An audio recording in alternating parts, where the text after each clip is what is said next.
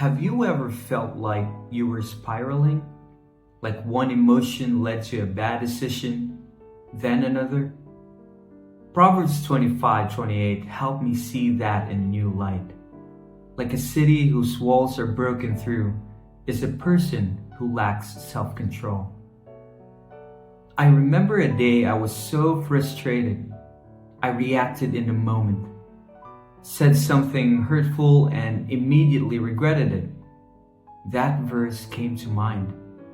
I realized I was living unguarded, like a city with no walls. That's what lack of self-control does. It makes us vulnerable to things we wouldn't normally let in. But self-control isn't about being perfect. It's about leaning into the Holy Spirit. It's a fruit He produces in us when we're connected to Him. Every time I choose to pause instead of react, I feel those walls getting stronger.